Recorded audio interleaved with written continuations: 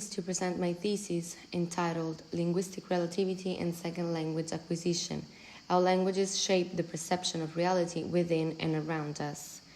This research combines theoretical linguistics, psycholinguistics, and cognitive science, and aims to investigate the role of language not only as a communicative tool, but as a key factor in shaping perception and in organizing the experience of reality. The connection between language and thought has been part of the study of human sciences since ancient times.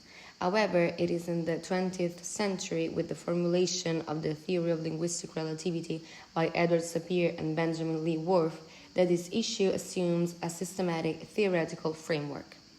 According to this perspective, the grammatical and lexical structures of languages do not merely express thought that is already formed, but intervene in its construction, orienting the conceptual categories through which individuals interpret experience.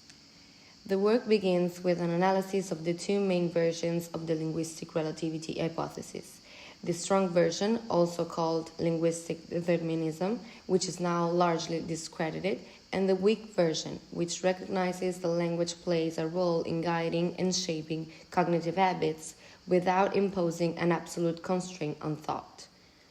From this point of view, language acts as a selective filter that highlights certain aspects of reality over others, and that intertwines with cultural practices, social conventions, and the context of use in which language is realized. The main part of the thesis focuses on exploring bilingualism as a privileged field for empirically testing the scope of linguistic relativity. Bilingualism and multilingualism, far from being marginal phenomena, today represent a widespread condition that allows us to observe how access to multiple linguistic and conceptual systems can generate forms of cognitive and metalinguistic flexibility. Recent literature has highlighted how the use of multiple languages is associated with the development of executive functions, the ability to switch between mental frameworks, and greater intercultural awareness. A particularly relevant aspect concerns the relationship between second language acquisition and emotional perception. The learning and use of an L2 appear to affect not only general cognitive processes, but also emotional regulation and the construction of personal identity.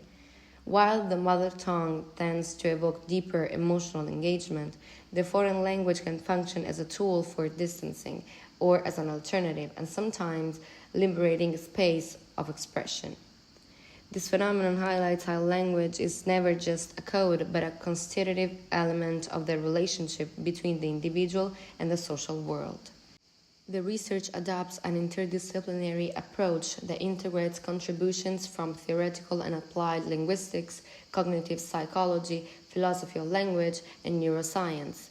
In particular, it examines the most recent experimental studies that have investigated the influence of linguistic structures on the perception of color, space, time, and agency, as well as the effects of bilingualism on decision-making processes, memory, and conceptual categorization.